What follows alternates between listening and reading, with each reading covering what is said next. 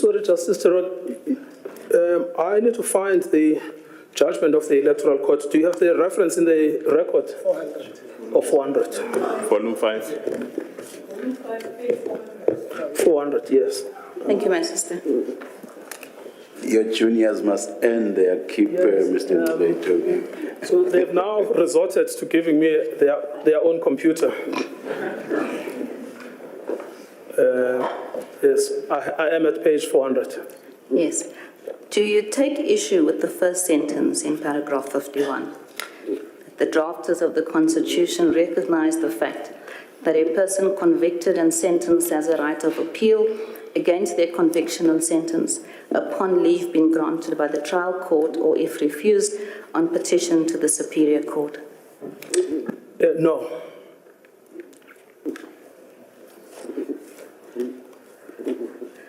Do you take issue with the second sentence?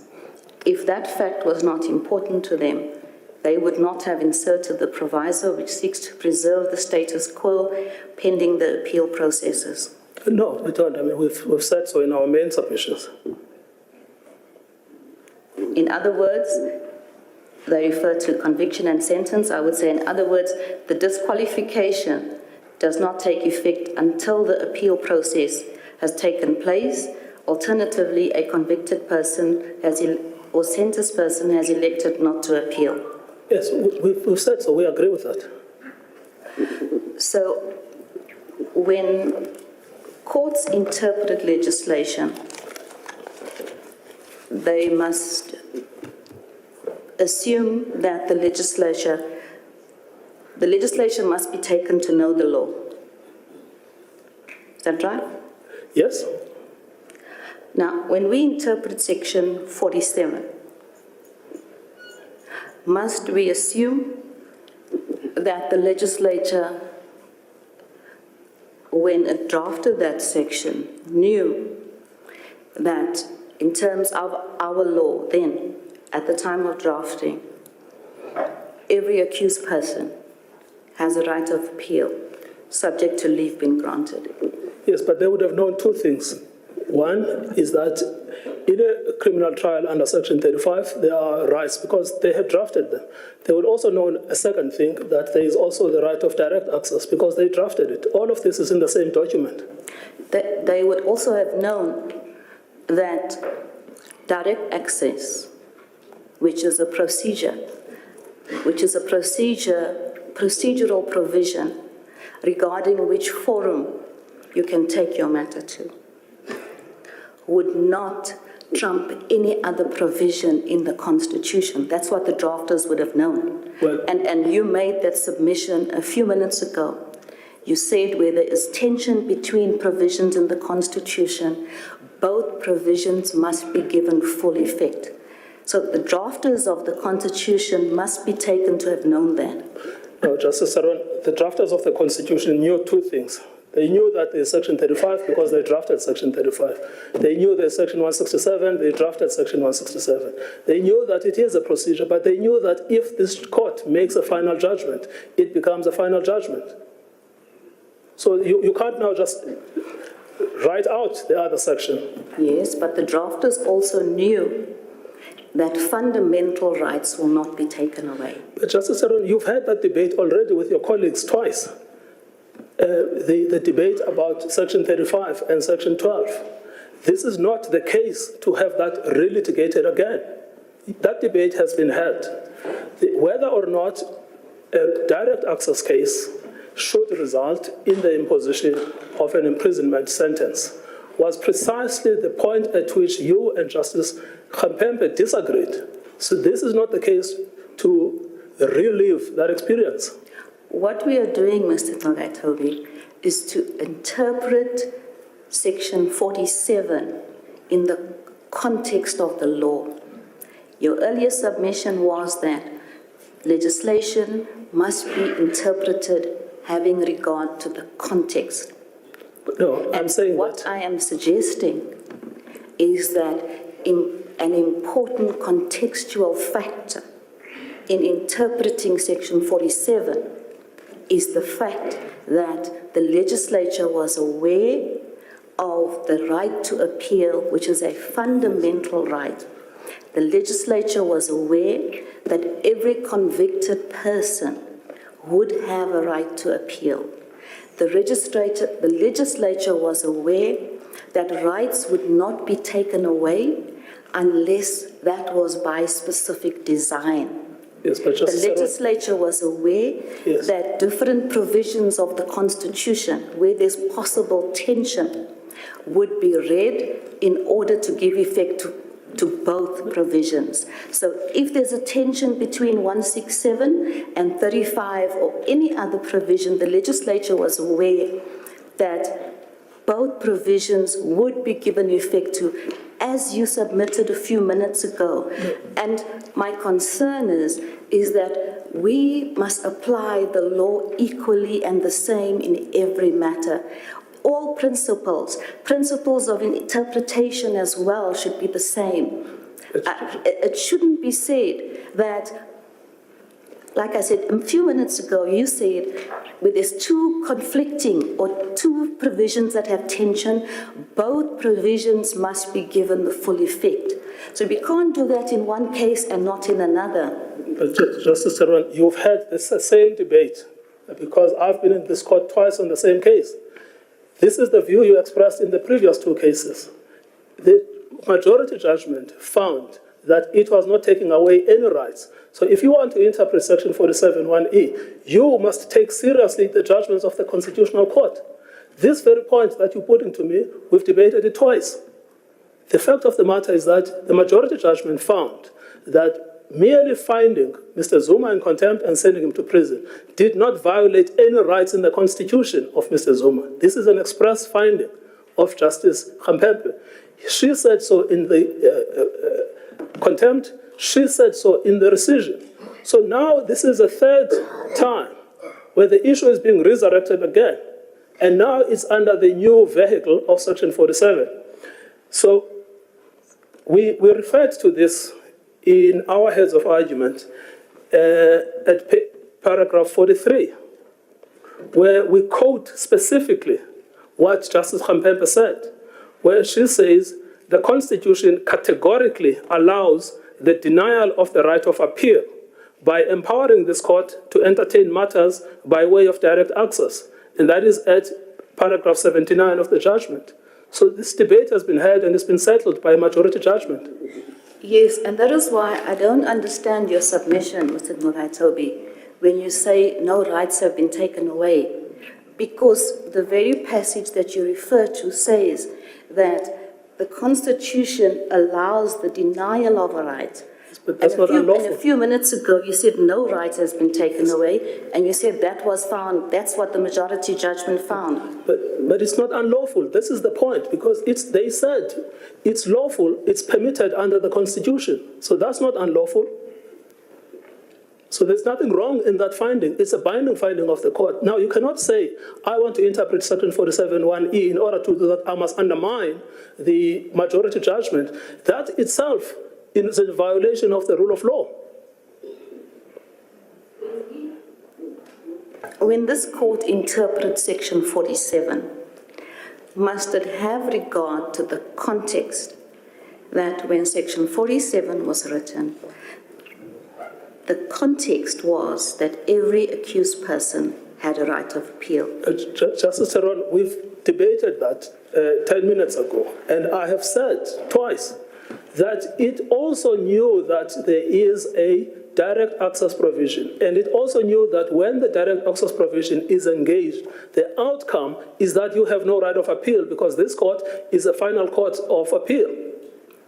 Now, apart from the Zuma contempt judgment, where that principle emerged from, is there any other authority for that proposition or principle? No, the Zuma contempt judgment is the binding authority. That's why we refer to it. Yes, my question is there any other authority? No, I submit, Justice Theron, there is no need for us to find other authority, because you have a binding authority which is recent. Let me finish my question, please. All right, I apologize.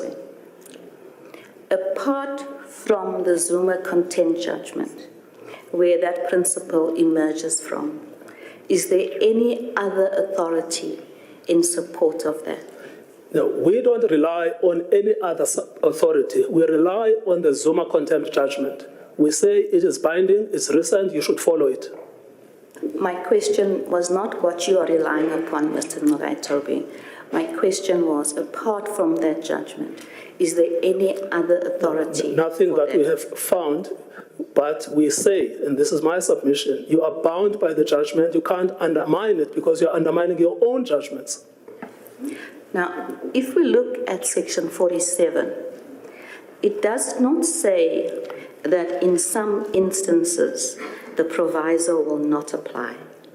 And I understand that to be what the applicant is arguing, that in this case, in the facts of this case, the proviso doesn't come into operation. Yes, what we say about the proviso, thank you for that question, and hopefully we can go back to the proviso. What we say about the proviso are three things. Firstly, it's a deeming proviso, and a deeming proviso from Chotabai is that it deems things to be what they are not. Secondly, we say a proviso cannot undermine the controlling section. In order to know the full meaning of the section, you've got to look at the controlling section. And thirdly, we say its purpose is to allow an appeal to take place. But once this judgment was granted by this court, that purpose was fulfilled because this court acted as a court of first and last instance. If we look again at the Electoral Court judgment, paragraph 50. Same page.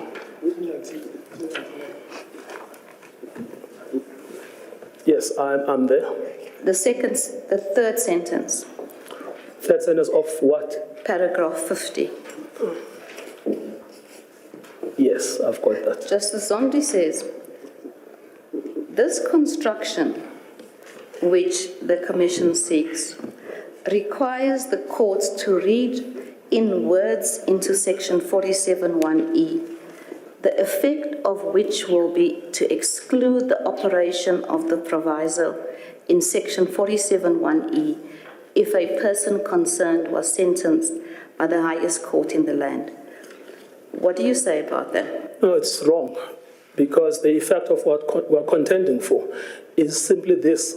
If a judgment has been given by this court acting under section 167 as a court of first and final instance, the object of the section, which is finality, has been achieved. If the legislature envisaged that there would be a class of persons against which the proviso would not apply, shouldn't they have said so? There is no class of persons from which the proviso doesn't apply. It applies to everyone, including those persons that have been sentenced by the Constitutional Court. It's the other interpretation that creates the arbitrary distinction.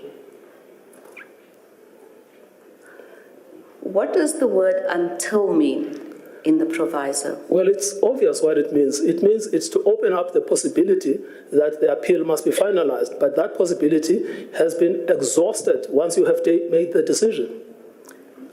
Well, it hasn't been exhausted. It wasn't granted. There was no possibility of appeal. Yes, but so the proviso never kicks in. But that's the consequence of the fact that you exercise original power and you exercise direct access power. So what that means is that finality, the section is there to preserve finality, but finality is achieved as soon as this court makes a decision.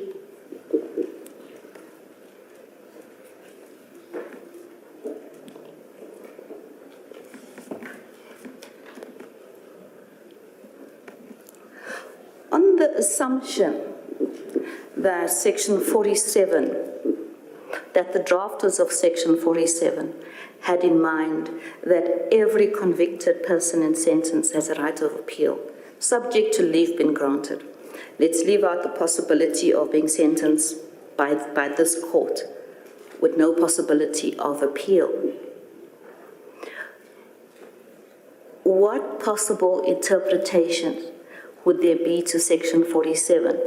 No, but even on that construct, sorry, Justice Theron. I think, Mr. Ngcukaitobi, I've been watching for a while, keeping quiet.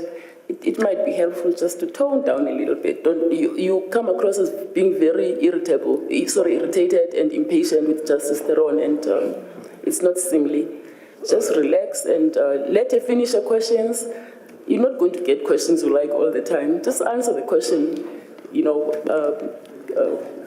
I apologize, Deputy Please. Chief Justice. Sorry, Justice Theron, I should be apologizing to you.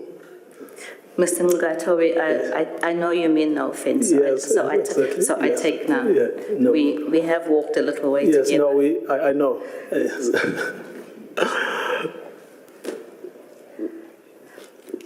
Okay. On the assumption that the drafters of Section 47 had in mind that every convicted and sentenced person would have been afforded a right of appeal. Where a person has not been afforded a right of appeal, what options would be open to this court as to how to interpret Section 47(1)? I was saying, even on that construct, even on the construct you have given, you still have the possibility that a criminal trial takes place in the magistrate's court, takes place in the high court. This court decides that the sentence is too lenient and it imposes an original sentence. You still come back to that point. If they are correct at the electoral court level, that means you strike out the entire Section 47(1)(e). Sorry, I only heard the last part where you said, if that, and then I missed some words, you said, it means strike out the last part of 47(1)(e). No, I'm saying that even on that construct, in other words, a construct in which we have a full trial before the magistrate's court, and a full appeal before the high court, and a full appeal before the Supreme Court of Appeal, you still have the possibility that this court has the power to impose its own sentence if it believes that the sentence originally imposed is too lenient. So you come back to where we started, which is there is no way in which you can interpret that section as excluding sentences imposed by the Constitutional Court. But that would be an appeal, that would be a sentence altered on appeal. It would not be a sentence as an original sentence. While we're on that, Increased sentence. the magistrate's court gets its penal jurisdiction from the Magistrates Court Act. The High Court gets its penal jurisdiction from the Superior Courts Act. As I understand, the Supreme Court of Appeal does not have penal jurisdiction. Where does the Constitutional Court get penal jurisdiction from to impose a sentence as a court of first instance?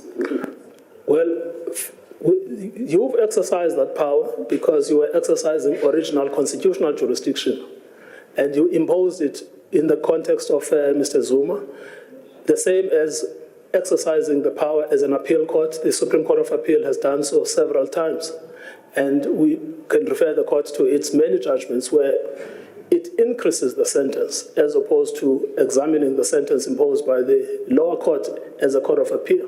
So the law is clear that even the Court of Appeal have penal powers. Yes. I'm not dealing with the powers of a court of appeal or the powers of a court hearing an appeal, to the power to decrease or to increase a sentence. Talking about a power to impose an original sentence and the penal jurisdiction that grants the court that power. And if I understood your answer was that this court would derive that source of power from its constitutional jurisdiction. Yes, I'm saying the Constitutional Court derives original sentencing power from the Constitution itself. It has exercised it in the Zuma case. And does this arise from the direct access provisions? Yes. And so you say from the direct access provisions, this court derives original penal jurisdiction? Yes, but it also derives it from Section 172, just an equitable remedy, where it has found that the Constitution has been violated.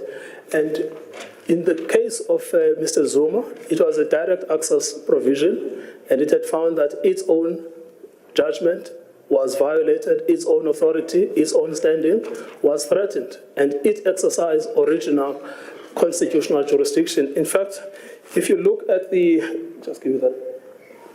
if you look at that page 71 I was referring to earlier,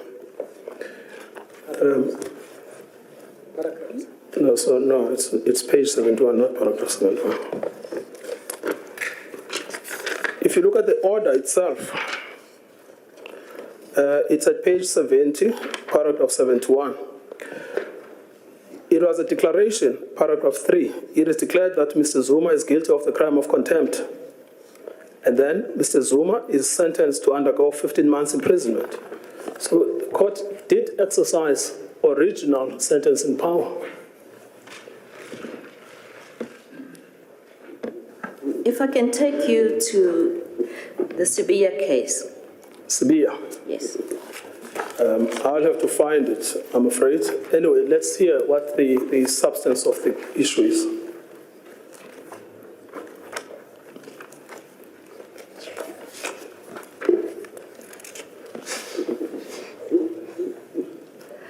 The respondents rely on a following passage from that case. I think it's at paragraphs 40 to 43. It says, the president does not determine the sentence, but merely imposes it. And then a few lines down, it says, the president substitutes the sentence recommended by the judge in a situation where the person whose sentence is Sorry, Justice Theron, where are you reading? I'm sorry to stop you, but I don't follow where you are reading from. Which paragraph? It's a paragraph that's quoted in the respondent's heads at page 120. All right. Which paragraph of Sibiya? I've got Sibiya in front of me.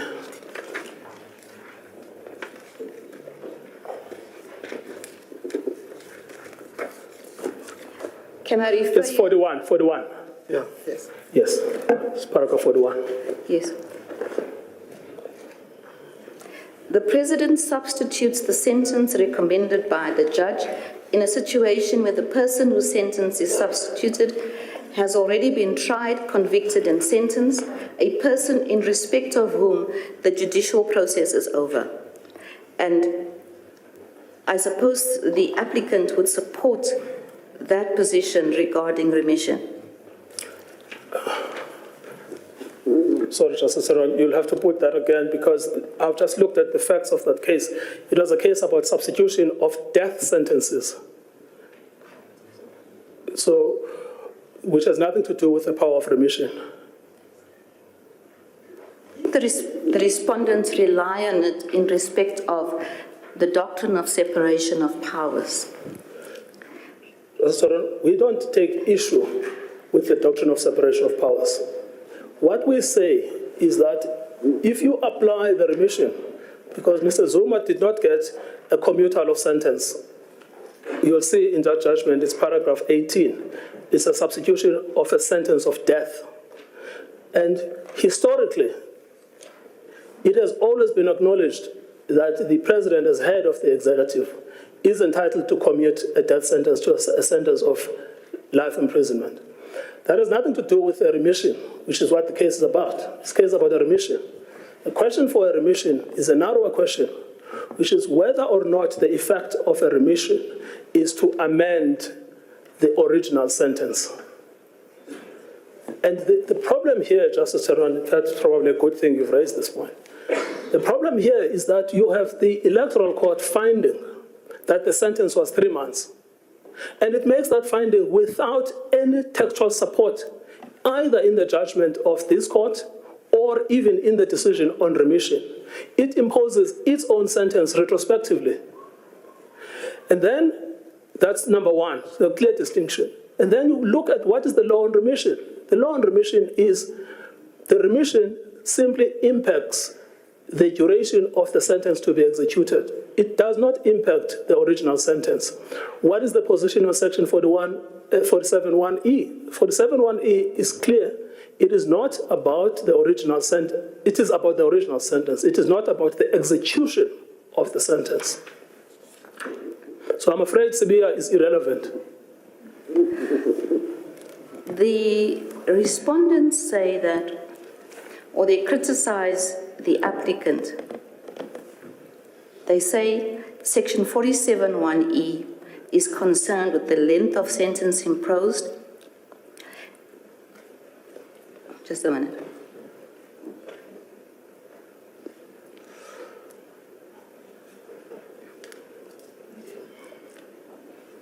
It criticizes the IEC. It says that the IEC does not provide any authority for the submission, that Section 47 is concerned with the length of sentence imposed and not sentence served.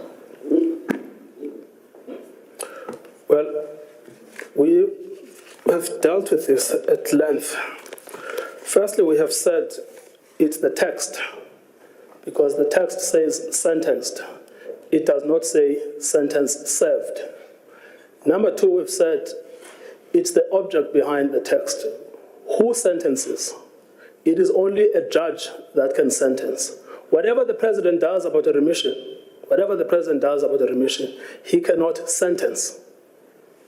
He can always impact the length of the sentence to be served. But what he can never do, he can never sentence. Section 47(1)(e) is about who sentences, and only the court sentences. And then we have drawn the court's attention to what the drafters of the Constitution thought about remissions. I may be wrong, but it seems to me that both the applicant and the respondents rely on Smith and Boshego. We don't rely on Smith and Boshego. We just say that they've been incorrectly invoked. Do you say they're not applicable in this matter? Yes, they are inapplicable because those judgments were about parole. This is not a case about parole. In fact, Mr. Zuma disavowed parole. We have no problem that a remission has the natural effect of reducing the sentence that you serve. I mean, that is clear. You get out of jail. The issue is, we say that parole does not affect the original sentence. Section 47(1)(e) is about the original sentence. Thank you, Mr. Ngcukaitobi.